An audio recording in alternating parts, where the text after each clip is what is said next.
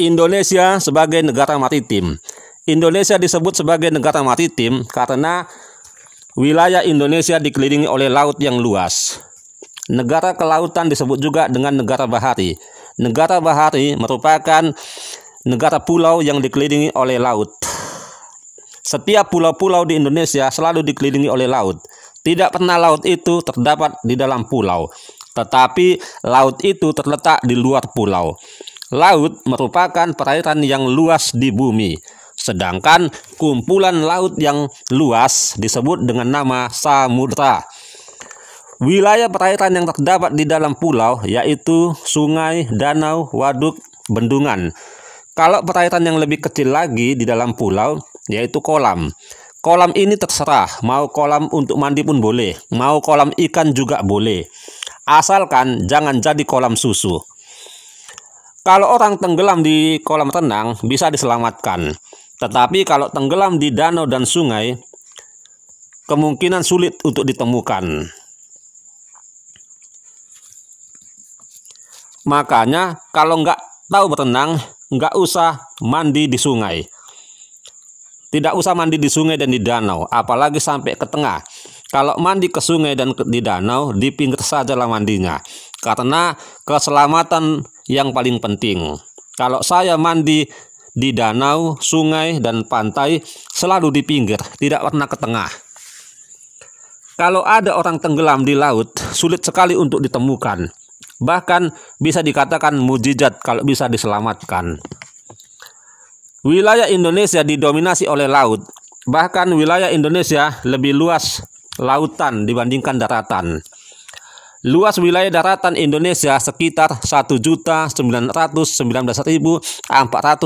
km persegi. Sedangkan luas lautan Indonesia 3.273.810 km persegi. Jadi total luas wilayah Indonesia darat dan laut seluruhnya 5.193.250 km persegi. Dan memiliki lebih dari 17.000 pulau. Tapi pulau yang dihuni hanya sekitar 6.000 pulau.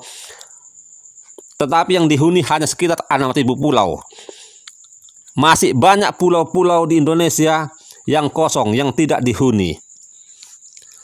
Ada 5 pulau yang terbesar di Indonesia, yaitu paling luas 1. Pulau Kalimantan, 2. Pulau Sumatera, 3. Pulau Papua, 4. Pulau Sulawesi, dan yang kelima Pulau Jawa. Kelima pulau itu terdiri dari beberapa provinsi di Indonesia. Setiap pulau-pulau yang besar dan kecil itu tentu saja dikelilingi oleh laut, tidak mungkin dikelilingi oleh sungai. Karena luasnya laut dan banyaknya pulau itulah makanya Indonesia disebut sebagai negara kepulauan terbesar di dunia. Bahkan Amerika Serikat kalah dalam negara kepulauan. Yang bisa mengalahkan Indonesia dalam negara kepulauan di dunia adalah negara Skandinavia yang terdiri dari Norwegia, Swedia, Finlandia, dan Denmark. Kanada juga mampu mengalahkan banyaknya pulau di Indonesia. Tapi sayang sekali, pulau-pulau yang terdapat di negara Norwegia hanya sedikit saja yang dihuni, sekitar 5%. Maklumlah, pulau-pulau di Norwegia, Swedia, dan Finlandia tertutup oleh es. Hanya orang yang tahan dingin dan hebat sajalah yang mau menghuni pulau-pulau yang diselimuti oleh es itu. Bahkan pulau yang terbesar di dunia, Greenland atau Tanah Hijau, yang sudah menjadi milik Denmark, penduduknya hanya sedikit sekali, sekitar 50.000 jiwa. Sedangkan luas pulaunya lebih dari 2 juta kilometer persegi. Bandingkan dengan luas wilayah Indonesia yang tidak mencapai 2 juta kilometer persegi, penduduknya lebih dari 273 juta jiwa. Secara geografis, Indonesia terletak di 2 benua, yaitu benua Asia dan benua Australia, dan 2 samudra, yaitu Samudra Hindia dan Samudra Pasifik.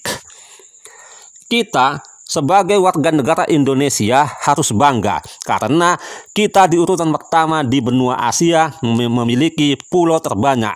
Jepang lewat, Cina juga demikian. Filipina kalah, Thailand masih juga kalah, apalagi Malaysia yang pernah merebut pulau Indonesia masih kalah jauh dengan pulau di Indonesia. Bahkan laut yang kita kenal seperti Laut Jawa, Laut Sulawesi, Laut Banda, Laut Flores, Laut Sawu, Laut Timur, Laut Seram, dan lain sebagainya mempunyai kekayaan alam yang banyak di dasar laut seperti mutiara. Selain itu memiliki laut yang indah seperti Laut Bonaken di Sulawesi, Raja Ampat di Papua yang terdapat terumbu karang yang sangat indah dan tentunya banyak ikan. Di laut banyak sekali terdapat kekayaan alam yang tak ternilai harganya. Laut itu harus kita jaga dan lestarikan. Jangan dirusak, nanti laut itu tercemar. Kalau mau menangkap ikan, tangkaplah dengan cara yang baik, menggunakan jala. Jangan menggunakan alat peledak, nanti bisa berbahaya. Tugas yang paling utama untuk mengamankan laut di Indonesia tentunya TNI Angkatan Laut. TNI Angkatan Laut harus mampu menjaga keutuhan laut di Indonesia sesuai dengan semboyannya, Jales Pepa Jaya Mahe, di Laut Kita Jaya. Kalau ada kapal-kapal asing yang datang di laut Indonesia, jangan takut untuk menghadapinya, karena tujuan mereka hanya untuk mencuri ikan. Jangan takut bertempur di kapal. Kalau takut, lebih bagus tidak usah menjadi anggota TNI Angkatan Laut, karena TNI Angkatan Laut itu telah disumpah menjaga laut di Indonesia dan mempertahankan setiap pulau-pulau yang ada di Indonesia jangan sampai direbut oleh negara lain. Kalau ada orang atau negara lain yang coba-coba merebut pulau di Indonesia, langkai dulu mayat koruptor. Warga negara Indonesia merasa terpanggil untuk menjaga wilayah perairan laut di Indonesia.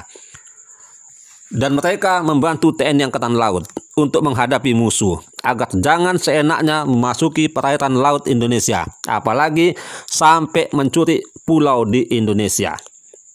Jumlah pulau dan perairan laut di Indonesia sudah ditentukan pada waktu Deklarasi Juanda atau yang dikenal dengan nama ZEE, Zona Ekonomi Eksklusif, pada tanggal 13 Desember 1957 dan sudah diakui PBB. Tapi sayang sekali PBB tidak mau membantu Indonesia ketika Pulau Ligitan dan Sipadan diambil Malaysia. Karena bencinya rakyat Indonesia dengan Malaysia, sehingga 3 tahun Indonesia putus hubungan diplomatik dengan Malaysia. Dan Bung Karno mencetuskan dengan Selemboyan Ganyang Malaysia di tahun 1964. Karena Indonesia bangsa yang baik hati, kita akhirnya pun mau mengalah. Dengan bujukan Filipina dan Thailand, kita akhirnya berdamai dengan Malaysia di tahun 1966. Filipina dan Thailand, negara tetangga kita di kawasan Asia Tenggara, tidak suka ribut, tidak suka kalau Indonesia dan Malaysia bermusuhan, hanya karena pulau.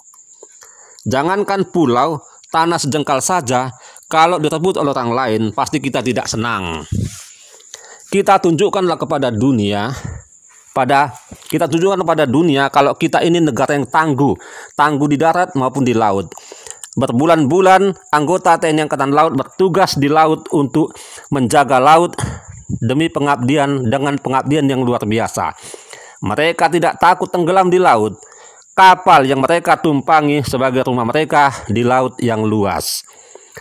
Kita harus meniru nenek moyang kita yang berasal dari Yunan, Cina Selatan.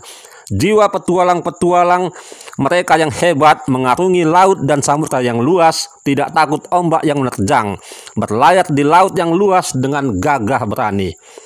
Indonesia sebagai negara maritim atau negara kepulauan yang dikelilingi laut harus mampu menjaga dan melestarikan kehidupan laut. Karena laut itu adalah kekayaan alam kita.